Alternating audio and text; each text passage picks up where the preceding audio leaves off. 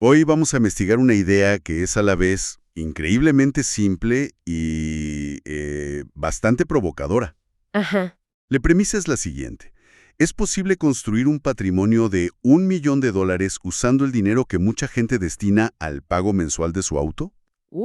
Una pregunta potente. Totalmente. Nuestra fuente es un video de YouTube del creador Alex Ransel, un inmigrante venezolano que comparte su experiencia personal. Claro, él cuenta cómo ha construido su riqueza aquí en Estados Unidos. Exacto. Así que nuestra misión hoy no es solo resumir su plan, sino realmente ponerlo bajo el microscopio. Meterle el diente a los números. Sí. Analizar la matemática, desentrañar la psicología que utiliza y ver qué tan aplicable es este mapa, digamos, en el mundo real. Y es clave lo que mencionas. La fuente aclara desde el principio que no es asesor financiero. Eso es fundamental. Habla desde su propia vivencia. Es que es una premisa muy fuerte porque toma algo que puede ser muy abstracto como invertir en la bolsa. Sí, que asusta a mucha gente. Exacto. Y lo conecta con un gasto mensual que es muy concreto, muy familiar para todos.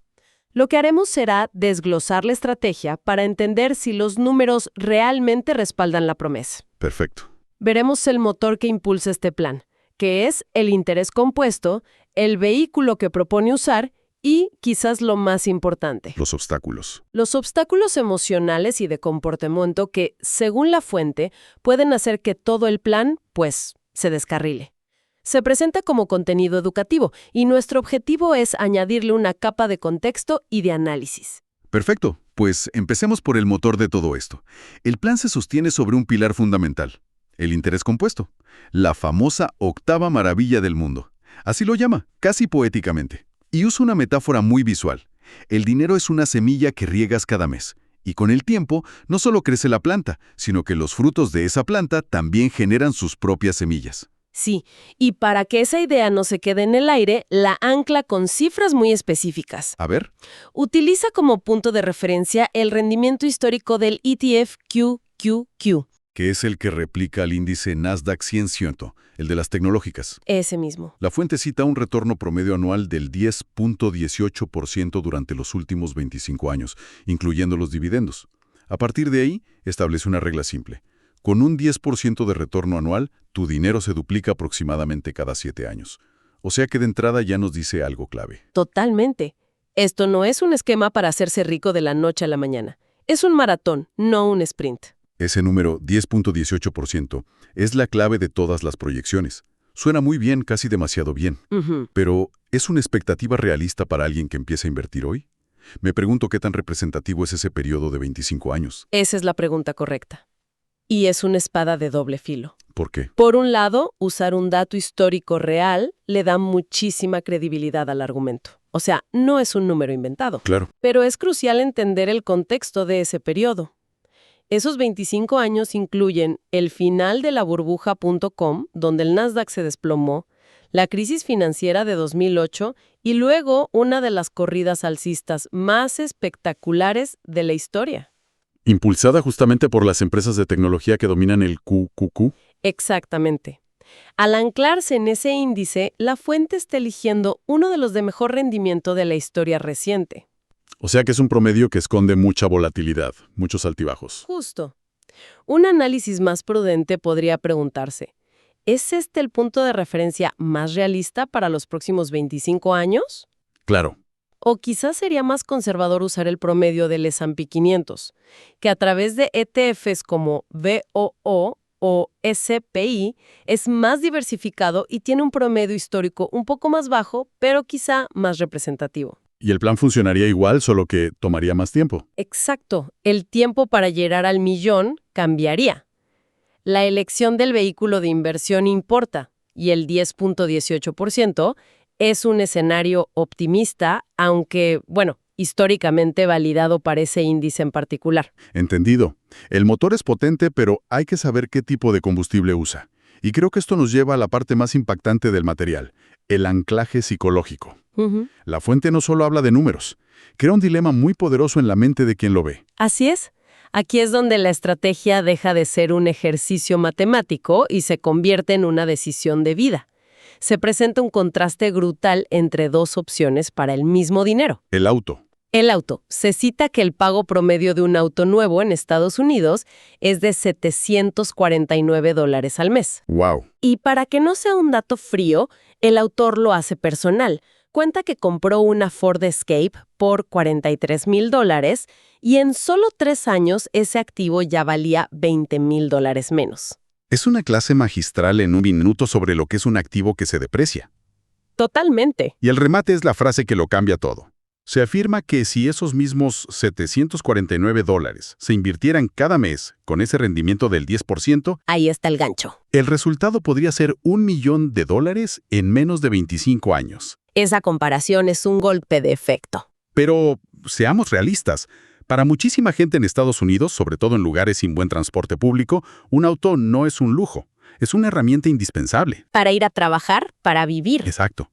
¿Cómo se reconcilia esa necesidad práctica del presente con esta meta financiera tan ambiciosa del futuro? Es una observación fundamental. Y creo que la sutileza del argumento no es necesariamente no tengas auto, Sino, sino más bien cuestiona el tipo de auto que tienes. El ataque no es contra el transporte, es contra la cultura de financiar autos nuevos y caros como un símbolo de estatus. claro, Especialmente cuando un auto usado, confiable y más económico puede cumplir la misma función. El verdadero mensaje es sobre el costo de oportunidad. La pregunta que se plantea es, ¿cuánto de esos $749 mensuales se deben al estatus y cuánto a la necesidad real de transporte? exacto. Quizá la necesidad se cubra con $350 al mes y los otros 400 son los que podrían estar construyendo ese millón. Claro, se trata de optimizar ese gasto, no necesariamente de eliminarlo.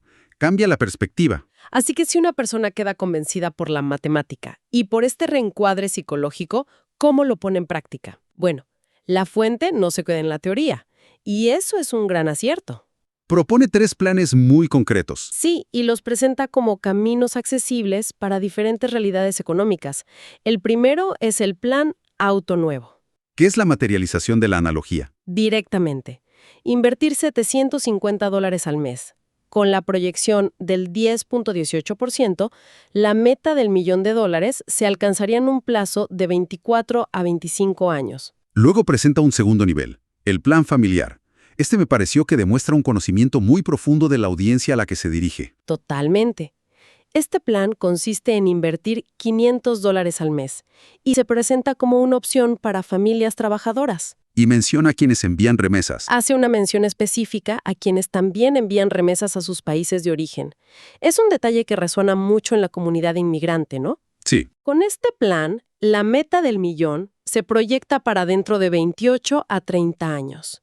O sea, reconoce que hay otras obligaciones financieras importantes y las integra en la narrativa. es que enmarca la inversión no como un acto individualista, sino como una herramienta a largo plazo para la seguridad de toda la familia, aquí y allá. Y por último, está la opción más accesible. El plan humilde, de $200 al mes. Se describe como el punto de partida para quien quiere romper lo que la fuente llama generaciones de escasez. Es el plan para empezar, para construir el hábito, exacto. Y aunque el monto es menor, el poder del tiempo sigue siendo inmenso. La proyección para el $1 millón es de 35 a 38 años.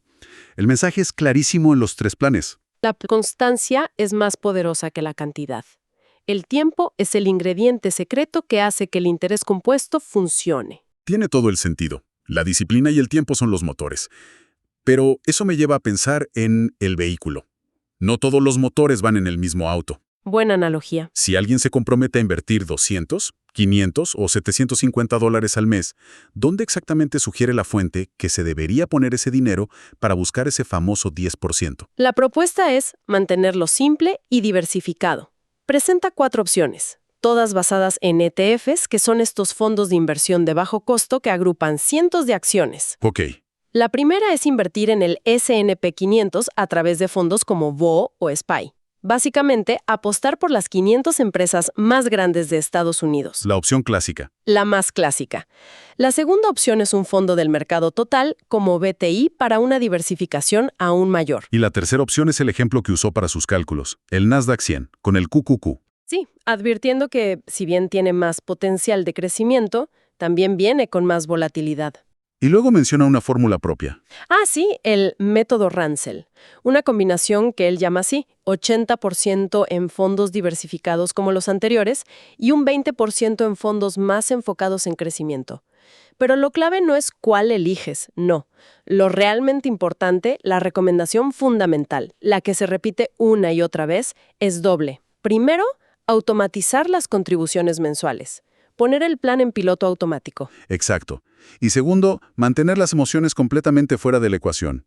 La frase que usa es cero emociones. Esa idea de cero emociones suena bien en teoría, pero en la práctica es increíblemente difícil. Uf, sí. Cuando el mercado cae un 20% y ves que tus ahorros de años se reducen en semanas, el impulso de hacer algo, de vender para detener la sangría, es abrumador. Es casi un instinto de supervivencia. Horda Lafuente esta desconexión entre la lógica del plan y la psicología del inversor en pánico. Es una excelente pregunta, porque ahí es donde la mayoría de los planes de inversión fallan. Y Lafuente no ofrece una solución mágica para el miedo, pero sí un marco para gestionarlo. ¿Cómo? Lo hace enfocándose en lo que no se debe hacer. Identifica los errores de comportamiento como los verdaderos destructores de riqueza. Ok. El primer error es la parálisis. No empezar nunca o abrir la cuenta y dejarla en cero. El segundo es intentar ser más listo que el mercado, el famoso market timing. Sí, tratar de adivinar cuándo comprar barato y vender caro, algo que casi nadie logra de forma consistente.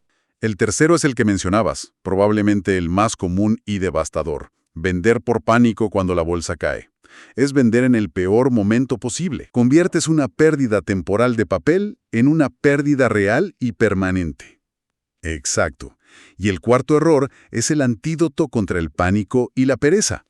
No automatizar las aportaciones. Claro, si dependes de tu fuerza de voluntad cada mes. Y cada mes que no inviertes, rompe la cadena del interés compuesto. Y el último error nos trae de vuelta al principio de la conversación. Los autos caros. La inflación del estilo de vida, comprar autos caros y otros lujos para aparentar en redes sociales. Al final, se identifica a la impaciencia humana como el enemigo número 1 del inversor. Entonces, para recapitular, hemos desglosado un plan que se basa en una matemática simple, la del interés compuesto. Pero cuyo verdadero desafío es psicológico. Propone un cambio de mentalidad radical, ver un gasto común como el pago de un auto, como el financiamiento de una futura jubilación millonaria. Sí, y todo se reduce a la disciplina, la paciencia y la automatización. Y lo que es fascinante aquí es el contexto cultural en el que se presenta. No es solo un video de finanzas personales, es un mensaje de empoderamiento dirigido a una comunidad específica. Totalmente. Se enmarca como una herramienta de cambio generacional, especialmente para inmigrantes que, como bien dice Lafuente, tienen acceso en Estados Unidos a un sistema financiero y a herramientas que a menudo no existen en Latinoamérica. Claro, ¿es usar el sistema a tu favor? Se trata de usar el sistema a tu favor para construir un futuro que quizás no era posible en tu país de origen. Exactamente. Es un plan que va más allá de los números, habla de aspiraciones y de cambiar la trayectoria financiera de una familia. Y eso nos lleva a una reflexión final para quien nos escucha. A ver. Lafuente se centra de manera muy efectiva en la fase de acumulación, en la escalada de la montaña hasta llegar a esa cima del $1.000.000. Sí. Pero esto plantea una pregunta importante que queda ya en el aire. ¿Qué pasa después? ¿Qué haces cuando llegas a la cima? Es la pregunta del siguiente nivel. ¿Cómo se hace la transición de construir un portafolio de $1.000.000 a realmente vivir de él en la jubilación? Claro, ¿cómo bajas de la montaña? Exacto. ¿Cuáles son las estrategias para la desacumulación, para retirar dinero de forma sostenible sin que se acabe? ¿Y cómo podrían esas estrategias para la etapa de retiro cambiar las decisiones que tomas hoy mientras estás subiendo? Es el capítulo de la historia que aún queda por escribir.